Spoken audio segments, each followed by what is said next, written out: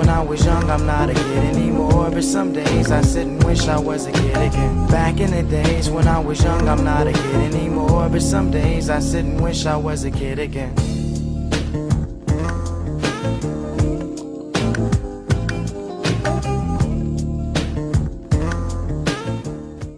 He was always a jokester, to be honest with you.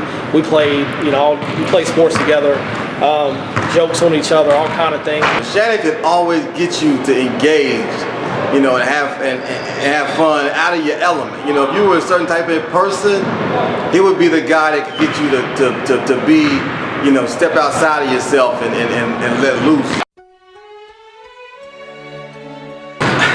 A lot of people don't know this about him, but in high school, when we played football together, like a lot of athletes today, they're in the locker room before the game and getting dressed and listening to something to amp them up, something to hype them up for the game. But no, not Shannon. He's listening to Luther Vandross. Now, we all like Luther, and we liked Luther at the time.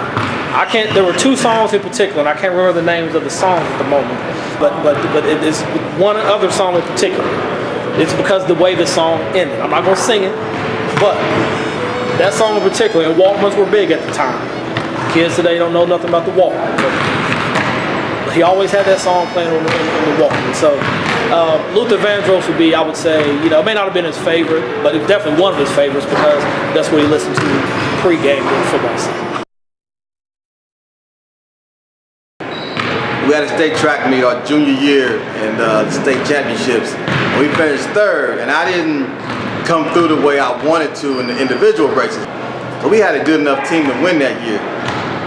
And remember we were on the bus, I was upset, angry, and Shannon and LeBron, our friend LeBron was talking about how, we shouldn't have practiced hard this week. He shouldn't have practiced hard this week.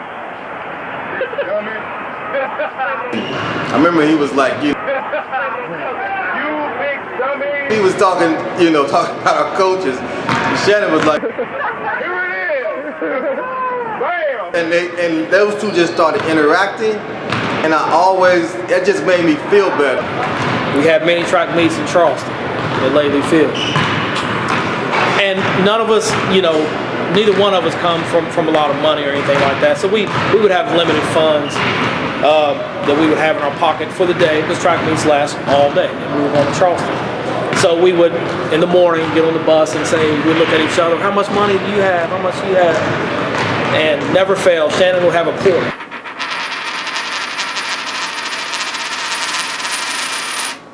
Or maybe 30 cents. And he was told that there was enough money to get him some gum for the day.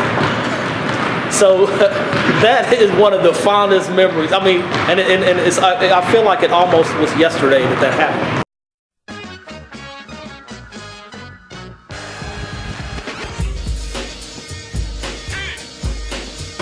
Duane was always a very driven guy. A lot of us, while we did well in school, generally speaking, and we all played sports, and Duane was a very competitive person, and still is. But he always kind of, knew, had an eye on the prize. When you start talking about track, I think that was the most competitive thing about Duane back in the day. When he got on the track, he ran with reckless abandon. Honestly, he ran like it was no tomorrow, like somebody was chasing him. He had a passion for it.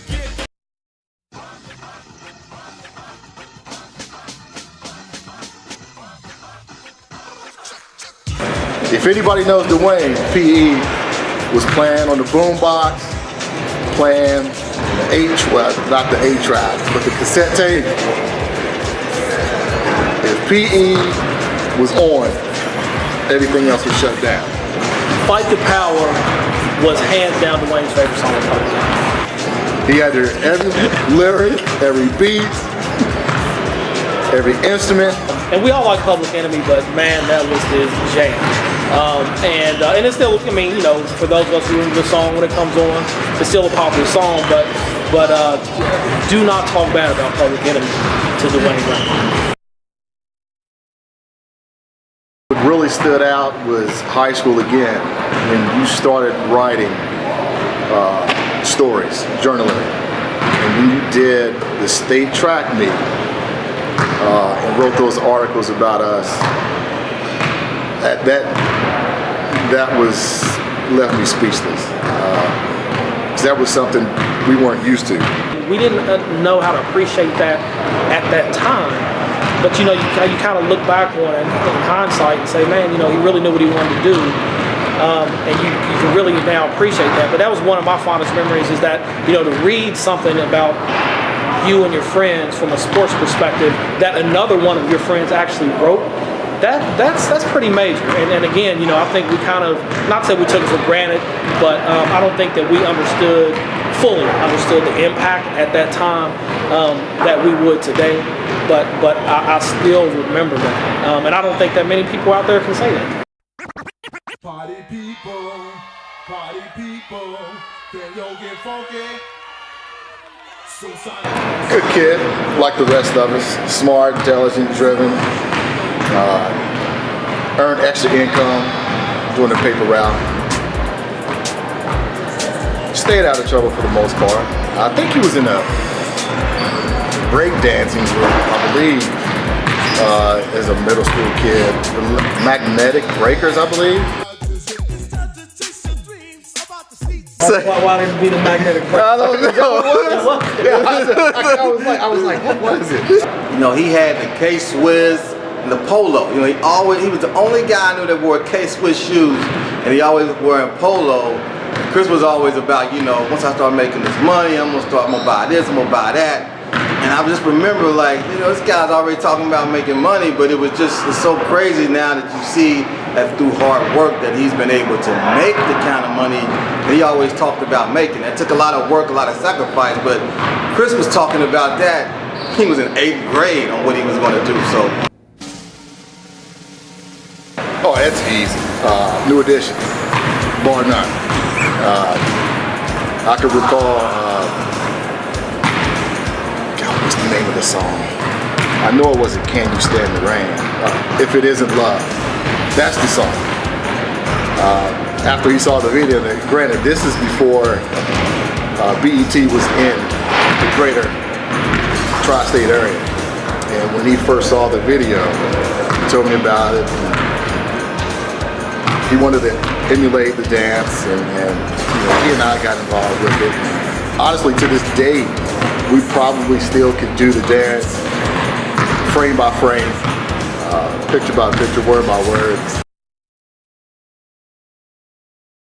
He had a mustache before any of us had a mustache. I mean, it was you looked at it, it stuck out. We're talking about, middle school and high school. He had a mustache that was like a grown man at that age. My God. The one thing about Chris in high school I can think about is the chocolate eclairs. Hands down, chocolate eclairs. I don't have to go too much more in detail about that. If you want to find out more about that, you just need to ask him. But it was like clockwork every day. Nobody else in our grade had opportunity for the chocolate eclairs except for Mr. Chris Layne.